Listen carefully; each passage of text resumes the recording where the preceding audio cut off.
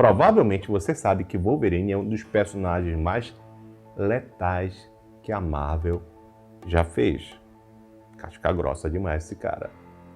E Hulk é um dos caras mais fortes que existe no universo da Marvel. Isso é incontestável, não é verdade?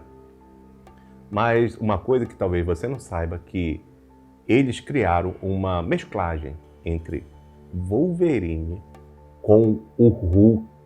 Pois é, isso que aconteceu numa HQ chamada Arma H, que teve 12 edições. E eu vou contar essa história muito interessante nesse canal.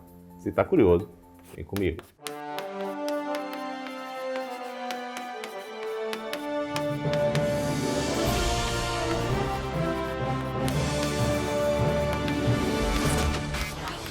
Salve, salve galera, sejam muito bem-vindos novamente nesse canal e vamos falar aí dessa HQ que é, como eu te falei, bem marcante, bem única, que ela começa logo aí com essa narração, onde que eles falam que existe um relatório lá da empresa Roxxon falando que um ex-militar e também mercenário chamado Clay trabalha em uma empresa chamada Eagle Star. E aí Clay, junto com a sua equipe, foi enviado para uma missão onde que ele não conseguiu eliminar os aldeões daquele local. O que ele fez? Por N motivos que não foi contado nessa edição ainda, na primeira, ele fica do lado dos aldeões e acaba eliminando a sua própria equipe.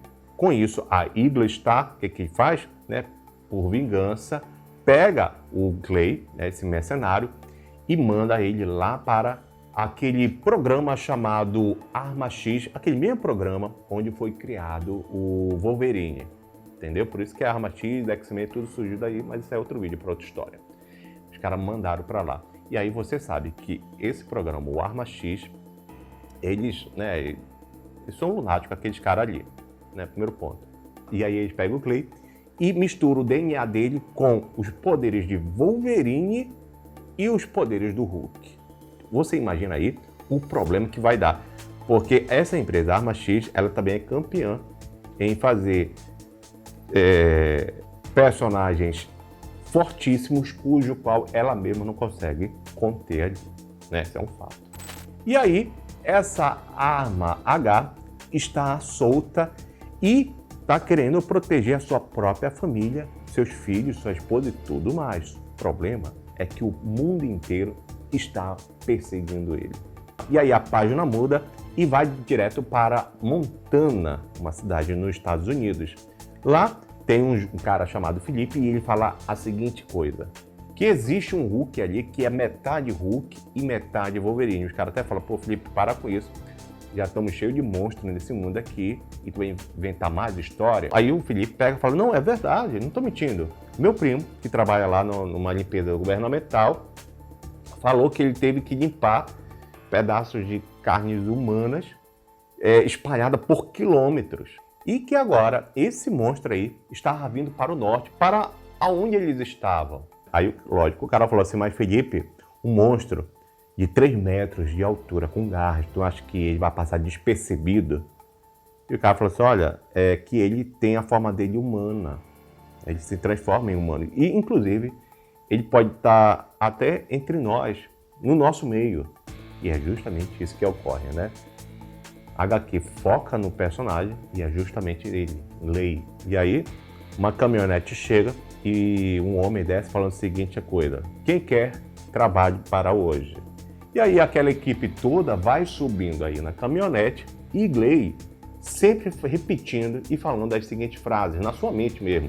Seja discreto, esvazie a mente, que ninguém vai se machucar. Lógico que ele não passou despercebido no meio dos outros, O dono da caminhonete falou assim, olha, tu é novo aqui, quem é você? Aí ele falou assim, eu não falo inglês.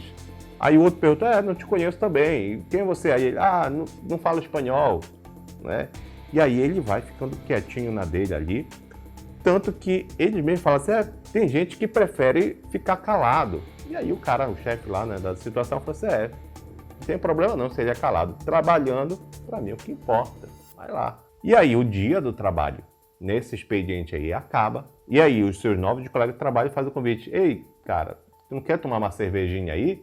Ele, óbvio, né, como a gente já percebe, nega o convite.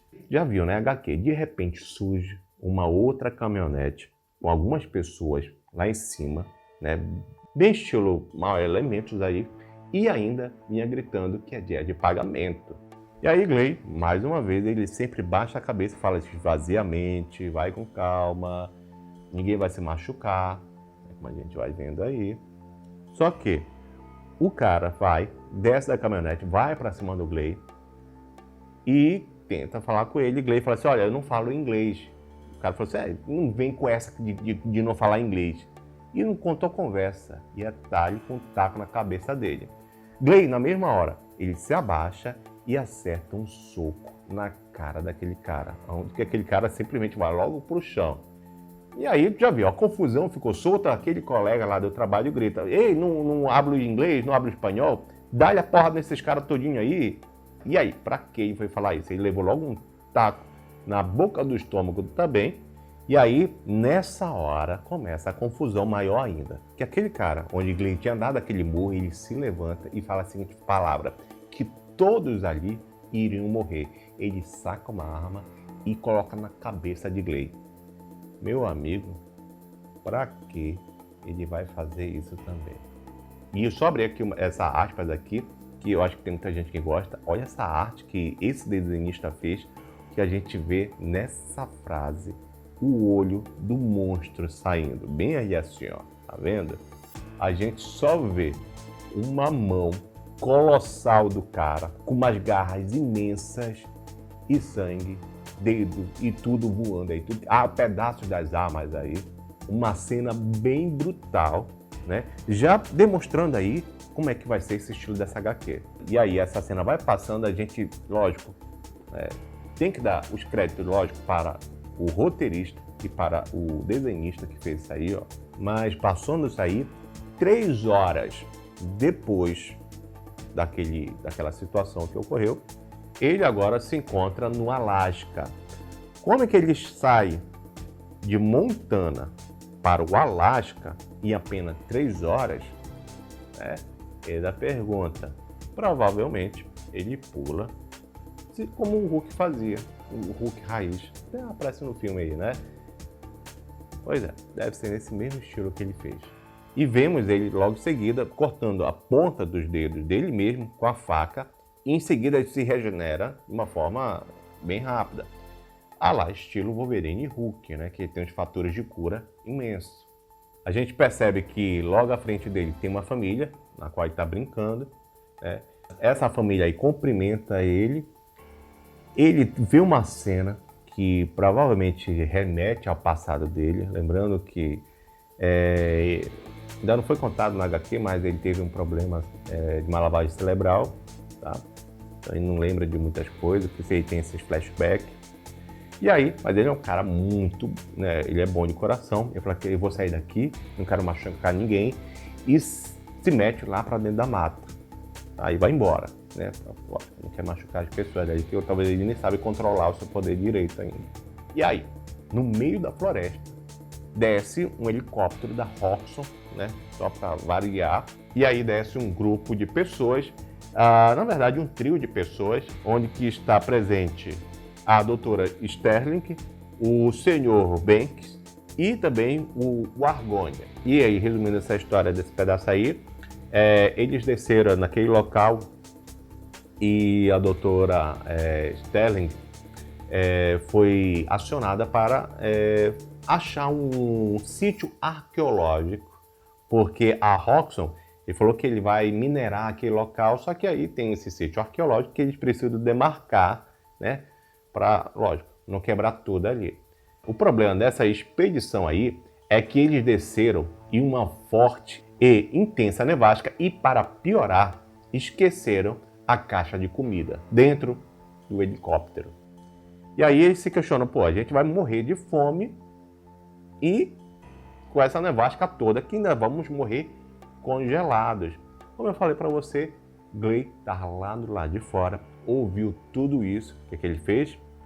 Ele deu uma caminhada, encontrou um cervo matou o cervo e deixou lá, bem ali na porta da tenda deles. A doutora Sterling sai, vê aquela arrumação, vê o cervo, vê ele saindo e fala assim: ei, moço, volta aqui. O que deixou o cervo, isso quer pra gente, deixou o cervo aqui? Volta aqui, tu vai deixar a gente aqui morrer dessa forma? Volta aí. Só que Gley vai embora. E aí a HQ mais uma vez corta para um outro local e agora ele está na estação Jackson Hill, onde que ele encontra uma cabine telefônica. Ele liga para a polícia e fala assim: olha, tem um grupo de pessoas que está no meio da floresta, blá blá blá, explica toda a situação, né? E na hora que a polícia fala assim: tá, já entendi onde é, qual a direção, qual é o seu nome? Na hora que ele perguntaram o nome dele, ele pá, desliga, né, o telefone, ele não quer se identificar. E vai seguir a vida dele. Só que ele olha para a montanha e fala assim: cara, né? Ele não falou, né? Mas ele veio na mente dele, a gente já sabe que ele tinha que voltar, né? A consciência dele pesou. E lógico, ele volta para lá. A cena agora é cortada para um grupo de 3 pessoas e a gente vê a doutora Sterling assando um pedaço do cervo, né? Comendo a carne ali. E o Dr. Banks sai de lá também, olha para a cara da comida e fala assim: rapaz, isso não está envenenado? Vai comer isso aí? E convence o Orgone lá a não comer, né? O Orgone olha assim: tá envenenado. A doutora fala: envenenado, nada, besteira, rapaz, tô comendo aqui, vou comer isso aqui, tô com fome. E ficou comendo. Os dois: tá sabendo, não vou comer isso não, pode estar envenenado, eu vou morrer.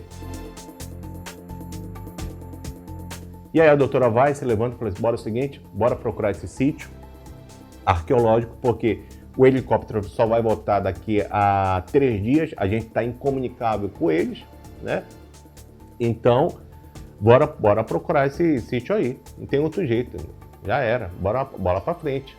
E aí, no decorrer do percurso, ela explica que já tinha procurado diversas vezes esse mesmo local, só que agora, nos últimos dias, ela tinha se debruçado para estudar ainda mais os documentos do Comstock de 1843. E nesse livro tinha uma história de uma expedição, onde que as pessoas que estavam nessa expedição fizeram uma cabana no meio de 3 árvores. Teve uma nevasca também muito imensa. Eles ficaram presos, literalmente, sem poder sair dali do local onde eles estavam.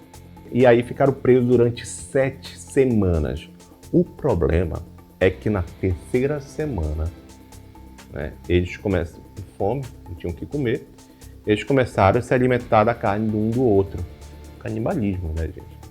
E aí, depois dessa explicação, o Dr. Banks pega um pedaço de saco onde tem um pedaço de carne. Que ele fala: tem um pedaço de carne seca aqui. Ela até questiona e tal, pô, tava guardando isso aí e tal. Aí ele dá para o senhor Orgone. Aí o Orgone, lembra que o Orgone tinha comido, estava morrendo de fome e tal, e começou a comer aquela carne ali. E aí Banks, nessa hora, ele fala assim: doutora Sterling, lembras que nessa história aí que você contou, esse grupo de pessoas aí que ficaram presas, depois que eles começaram a se alimentar da carne deles mesmos, eles foram atacados, né, bruscamente por alguma criatura? A doutora pega, olha para aquela e diz: olha, eu não ligo muito para esse lance folclórico aí, para essa mitologia, esse lance místico daí das coisas. Mas o que tem uma coisa a ver com a outra? Onde tu quer chegar? E aí Banks, ele pega, revela o verdadeiro plano daquela situação, que a Roxxon não tem interesse nenhum em fazer mineração naquele local, nada. E aí nisso, o Orgone já tinha percebido que o que ele estava comendo era também carne humana, né? Já entra em desespero e também percebe que aquele próprio local ali é um local profano, vamos falar assim.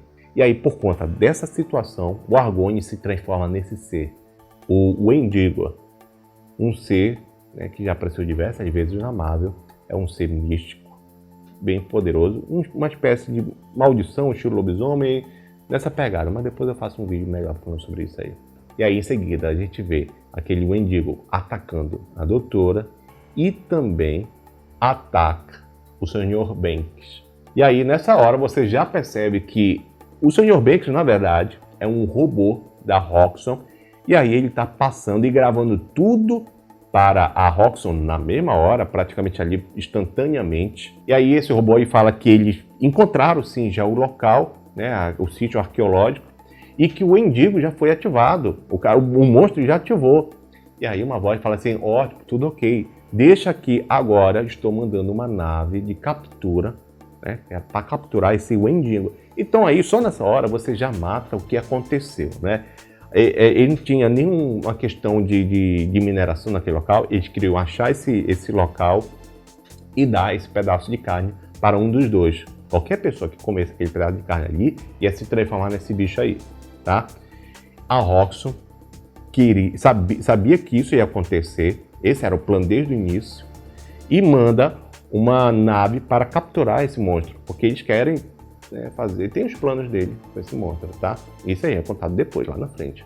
Só que no meio de toda essa confusão, quando a doutora ia morrendo, quem que tá assistindo isso? Né? Vendo ali um pouquinho de longe, Gley olha assim, não, eu não vou meter, isso não é minha confusão, só que ali, ó, a conduta ética, moral dele, falou assim, não, cara, eu preciso salvar. E ao mesmo tempo, ele foi lá salvar a doutora. E aí começa uma luta incrível entre eles, o robô aí leva logo um corte logo na cabeça para ele parar com a graça dele, né? E vem essas cenas todas incríveis, e aí, depois disso, a cena é cortada e agora estamos aonde? Em Sanctorum, né? Lar e casa de Doutor Estranho. Tudo que é esse lance místico, Doutor Estranho está envolvido, tá? A gente já sabe disso. E o Wendigo, né, é prova disso, porque se existe o Wendigo, é onde que o Doutor Estranho vai caçar, vai atrás, né? Ele fica... Essa é a praia do Doutor Estranho. E aí, a gente consegue ver o Doutor Estranho achando onde está o Wendigo, e ele até fala o seguinte, que esse Wendigo aí, ele é mais poderoso, maior, né, muito mais forte do que qualquer outro que ele já viu ou que tenha presenciado, só que a besta, a fera, aquilo que está lutando contra aquele bicho é 1000 vezes pior. Tá vendo? Agora a cena é cortada para o Texas, já outro local, e aí conhecemos a senhora Sugg, esposa do Gley. E aí a gente vê ela ligando para o escritório regional sudoeste da administração de veteranos. Para que o nome desse tão grande, né? E aí ela liga para esse local para, né, rever e ajustar os documentos e benefícios da família dela, né, com a morte do Gley. Porém, a atendente fala que não foi realizado ainda as documentações porque falta documento. E ela fala assim, olha, falta a documentação aí de atestado de óbito do senhor Gley. E ela fala, mas a empresa lá, a Igles, não me entregou ainda. Eu falei assim, fazer o quê, né? Não tem, não posso fazer nada. E aí ela, com raiva, desliga o telefone e vai, né, repreender os filhos lá que estavam fazendo uma bagunça na casa. A cena é cortada e agora estamos no comando norte da Roxxon, local desconhecido. E aí nessa hora a gente vê uma cena de alguns burocratas, eles conversando entre eles, cada um se perguntando, né, que monstro é aquele. Ele vê que o monstro é poderoso, que tem isso, mas ninguém tem informações nenhuma daquele monstro. E lógico que o cara já se interessou por aquele ser, né? Por aquele monstrão. A cena mais uma vez é cortada para a senhora Sugg. Nisso agora ela está lá na empresa Igles, né? Solicitando o documento de atestado de óbito do esposo dela. Aí ela toma um chá de banco, é informada que não está pronto e tudo mais. Ela fica, né, frustrada, revoltada. E aí ela olha para um local ali, ela viu os documentos, né, da operação do esposo dela. O que ela faz? Ela pega para si e vai embora, né? Ela já estava atrasada para o trabalho dela mesmo, né? E aí a cena vai passando e ela vai para o seu trabalho e desconfia onde ela trabalha. Nisso ela toma logo uma dura da sua chefe, porque ela se atrasou 4 minutos. Aí ela toma uma dura. Imagine se fosse aqui no Brasil, né? O povo chegando atrasado aí. A chefa, em seguida, a chefa dela é chamada, a dona Gina. Entra aqui, dona Gina, bora conversar aqui, eu tenho um negócio para te mostrar. Ela entra. E aí ela vê um grupo de pessoas, né, que ela provavelmente já conhece, ali numa sala, uma tela imensa e a imagem, né, o vídeo ali do Arma H. Ela aí questionam ela, fala assim, a senhora sabe alguma coisa sobre esse monstro? Ela falou, cara, não sei, nunca vi, eu não faço ideia desse monstro aí. E aí esse relatório é ouvido para a central, falando que nenhuma das regionais da Roxxon sabe quem é, que monstro é esse, quem é aquele cara, nada deles. E é revelado agora o nome daquele cientista que a gente viu lá no início, eu acho que seja um cientista, o nome dele é Águia. E aí esse cara, ele tá em um local que tem assim, uma parede de vidro. Logo embaixo a gente vê numa outra cena, lá embaixo tem uma porta, creio que aquilo seja uma porta imensa, né? Saindo algumas coisas de lá de dentro.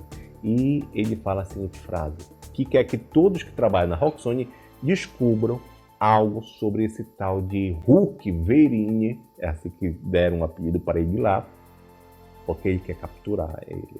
Chegamos ao fim dessa HQ, ela é dividida em 12 partes. Essa é a parte 1, lógico, eu vou contar as outras partes dela. E aí, tá gostando aí do Hulk Verini, né? Do Clay, do Arma H? Top, né? Bom, gente, o vídeo é esse, vai ficando por aqui. Mas é aquilo que eu falo em todos os vídeos. Se cuida, fica com Deus, beijo e até o próximo vídeo. Tchau, tchau.